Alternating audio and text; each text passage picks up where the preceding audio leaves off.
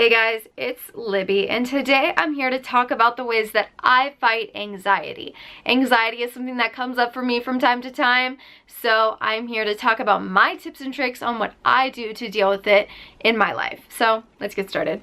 I want to start off by saying that these are just my tips and tricks, things that have worked for me. They won't necessarily work for you too. That said, if you're interested in exploring ways to fight your anxiety with somebody who can you can bounce ideas off of, stuff like that, I highly recommend trying out therapy. I have talked about online therapy before here on my channel, and I'm here to talk about it again. But today's video is sponsored by calmerry. Calmerry is spelled C-A-L-M-E-R-R-Y.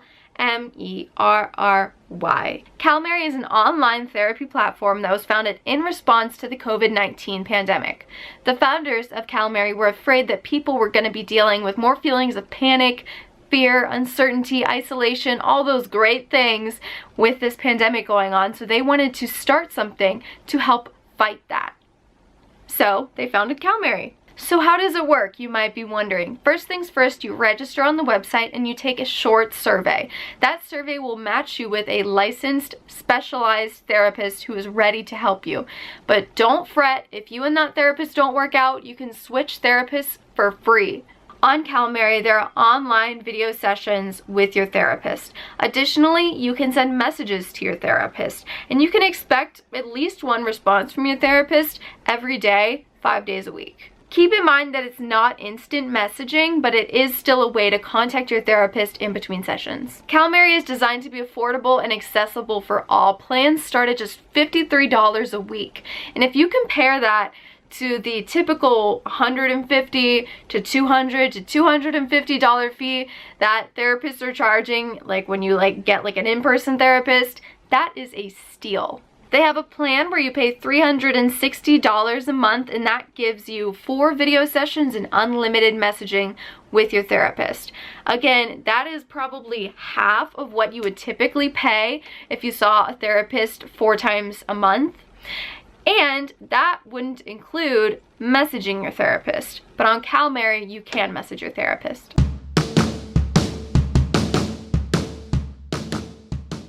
That all said, let me move on to my skills that I use to fight anxiety. So the first thing I find myself doing frequently when I'm dealing with anxiety is questioning my thoughts. Oftentimes, anxiety comes up for me around food because I have an eating disorder. So let's say I've got a hamburger in front of me and I'm having anxious thoughts thinking, oh my gosh, I'm gonna get so fat, oh my gosh, I'm freaking out, this is too much, or whatever. I'll sit back and I'll think to myself, I'll say, okay, is this rational? Are these thoughts, does that make sense? Am I freaking out over a hamburger right now? Am I freaking out over a hamburger? And then I realize, yes, I am freaking out over a hamburger. And I think to myself, okay, is that rational? No. So I need to take a step back and control it. I'm really good at talking to myself and rationalizing with myself, reasoning with myself, all that stuff. So that is something that really works for me frequently. Another very common method for fighting anxiety is breathing techniques. So the one that I typically go with if I find that my breathing is erratic due to anxiety is counting my breathing. So what you can do is you can count to 4 while you inhale, hold it for another count to 4, and then exhale again for count to 4 seconds. It would look something like this.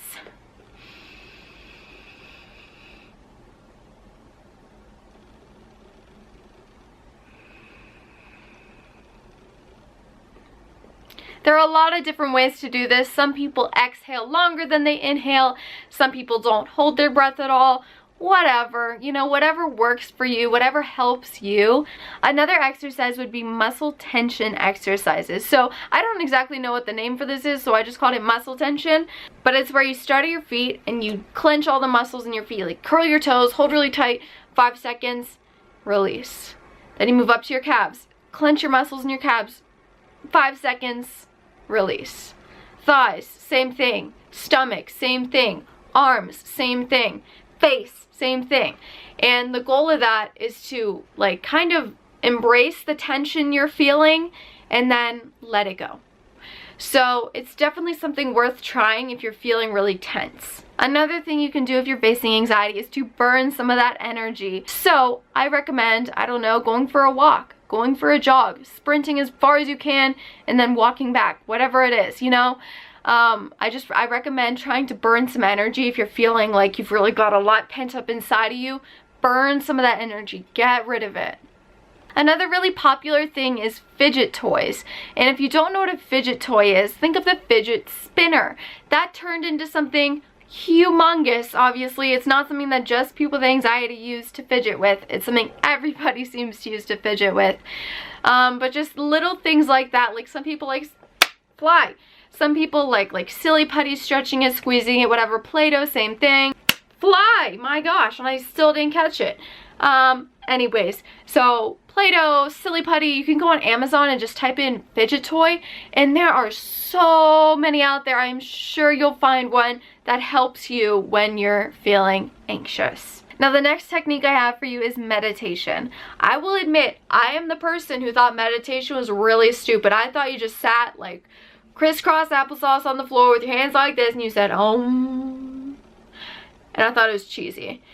But I've come to realize that's not what it's about. It's about finding your inner peace, finding your inner like self, finding your calm. You know, like it is not cheesy unless you make it cheesy. You can find guided meditations in the App Store. You can find it on YouTube, or you can just listen to something really calming like nature sounds or like a nice song, whatever it is, and just sit there, close your eyes, sit still, sit comfortably, and breathe. And you don't have to like count your breathing or anything. If you want to, you can, but just like take in the moment and find your inner peace. And I'll be honest, typically when I'm dealing with anxiety, it's not an appropriate time for me to sit down somewhere, put on a guided meditation, and close my eyes. Usually I'm like living my life. So it's not always going to be a good option for you depending on the situation, but I kind of sometimes use it as like a preventative measure. Like sometimes at night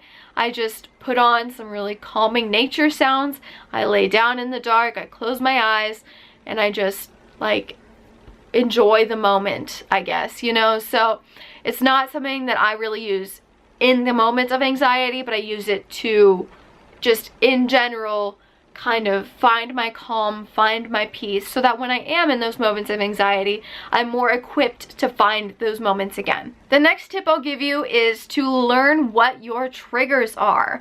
So there's two reasons you should do this. The first one is that you want to know when you're about to be set off. You want to be somewhat prepared, because if you're prepared for your anxiety attack, at least you're prepared and you're not totally thrown off guard. But another reason to know your triggers is so that you can sort of expose yourself to them and fight them. You know, you can reason with yourself. You can use all these techniques I've talked about in relation to whatever your triggers are in order to help like therapy yourself out of letting that be a trigger. You know what I mean? I don't know if that makes sense. But the last tip I have for you is psychiatry. Do not be afraid to seek out psychiatry. There's nothing wrong with, there's nothing weak about using medication to fix a chemical imbalance in your brain. Like, it's just as if you have like diabetes or something. You know, like you're gonna take medicine for that? Why don't you take medicine for this? Like, they're the same thing. They're the same thing. It's just a medical condition that happens to be in your brain. Why does that make it somewhat shameful or something like that to seek professional help with? You know what I mean? So if you're dealing with anxiety and you've tried all these tips I've given, you've tried other tips, you've tried seeking therapy, all that stuff, and it's not working, I recommend seeking out psychiatry. I really do. I really am a believer in psychiatry. That said, psychiatry is not an easy process. First medication you try might not be the one to fix all your problems. So psychiatry is definitely a process oftentimes, but in the end, it's definitely worth it. So yeah, those are all my tips and tricks for you on fighting anxiety. If you guys have any more recommendations, feel free to leave them down in the comments. I would love to hear about it.